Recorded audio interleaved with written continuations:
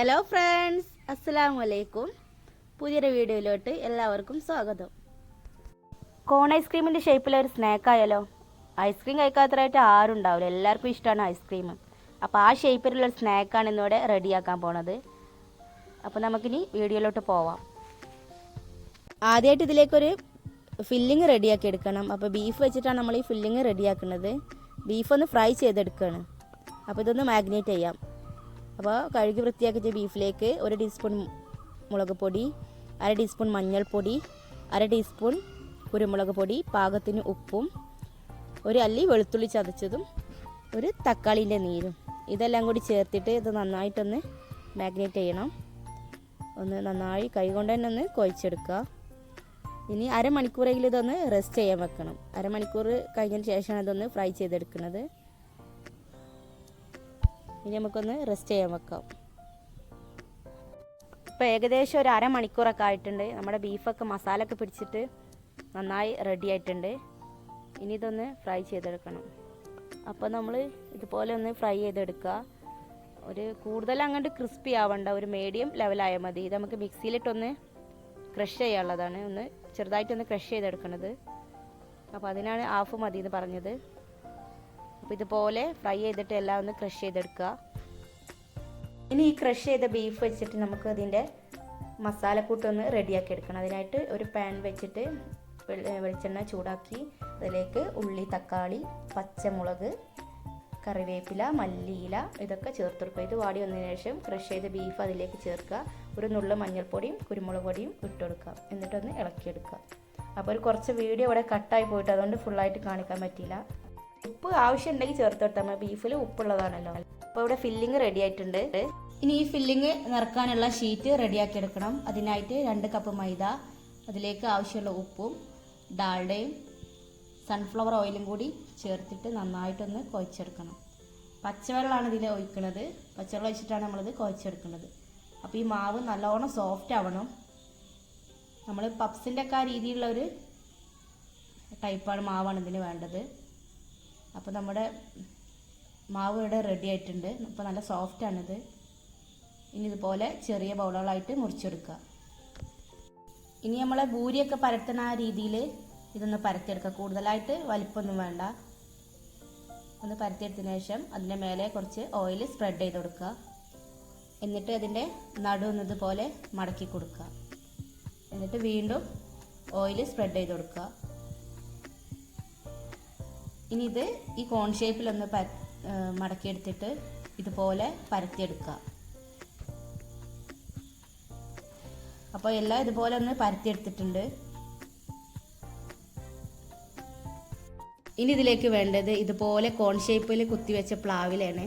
അപ്പോൾ പ്ലാവിലയിലാണ് നമ്മൾ ഈ ഷീറ്റ് വെച്ചെടുക്കുന്നത്. നമ്മൾ കുട്ടിക്കാലത്തൊക്കെ കളിക്കാനായിട്ട് ക്ലാസ്സായിട്ട് ഉപയോഗിച്ചിരുന്നില്ല, ഇതുപോലെ കുത്തിയിട്ട് ആ രീതിയിൽ ഇതൊന്ന് കുത്തിയെടുക്കുക. ഇനി ഈ ഷീറ്റ് ഈ കോണിൻ്റെ മേലെ ഇതുപോലെ കോൺ ഷേപ്പിൽ തന്നെ ഒന്ന് വെച്ചുകൊടുക്കുക. നമ്മൾ കോൺ ഐസ്ക്രീമിൻ്റെ അതേ ഷേപ്പ് കിട്ടും ഇത് ലാസ്റ്റ്. അതിൻ്റെ അടിയൊക്കെ ഒന്ന് ഇതുപോലെ ഒന്ന് പിടിച്ചു കൊടുക്കുക. പിന്നെ 2 അറ്റം കൂടി നന്നായിട്ടൊന്ന് പ്രസ് ചെയ്യുക. ഇത്തിരി വെള്ളം ചേർത്തിട്ട് ഒന്ന് ഒട്ടിച്ചു കൊടുത്താലും കുഴപ്പമൊന്നുമില്ല. ഇനി ഇത് നമ്മുടെ ഇലയും മാവും കൂടി ഇതിൽ ഒട്ടിപ്പിടിക്കൊന്നുമില്ല. ചൂടായ എണ്ണയിലേക്ക് ഇടുമ്പോൾ തന്നെ ഇത് സെപ്പറേറ്റ് ആയി കിട്ടും. അപ്പോൾ കാണാൻ തന്നെ നല്ലൊരു ഭംഗിയാണിത്. അപ്പോൾ എല്ലാവർക്കും ഇത് കാണുമ്പോൾ തന്നെ ഇൻട്രസ്റ്റ് ആവും ഇത് ഉണ്ടാക്കി നോക്കാനായിട്ട്. അപ്പോൾ കണ്ടില്ല, എല്ലാ കോണും ഇവിടെ റെഡി ആയിട്ടുണ്ട്.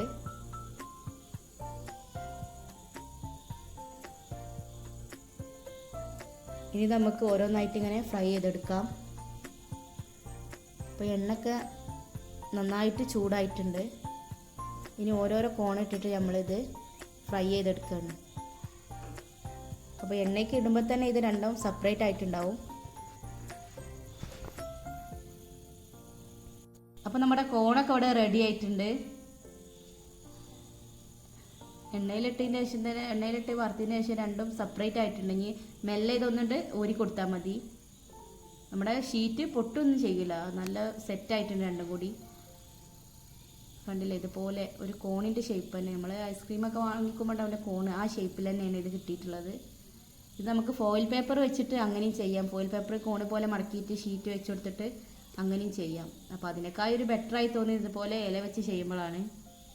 ഈ ഇലയാകുമ്പോൾ പിന്നെ നമുക്ക് അധികം വിഷമൊന്നും ഉണ്ടാവില്ലല്ലോ ഇതിന്, നാച്ചുറലായിട്ടുള്ള സാധനമല്ലേ. അപ്പോൾ എല്ലാവരും ഈ കോണ് ഒന്ന് ട്രൈ ചെയ്ത് നോക്കണം.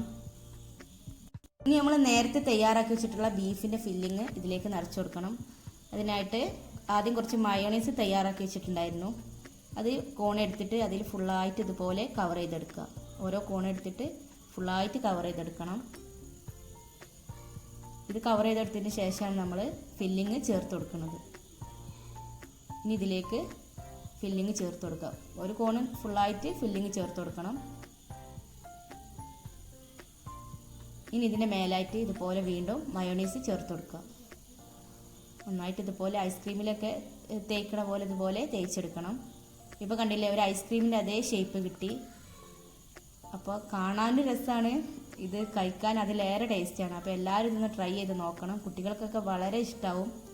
ഇഷ്ടമാവാനിരിക്കാൻ ഒരു കാരണം ഇതിലില്ല, അത്രക്കും ടേസ്റ്റാണ്. അപ്പോൾ എല്ലാവരും ഇതൊന്ന് ട്രൈ ചെയ്ത് നോക്കണം.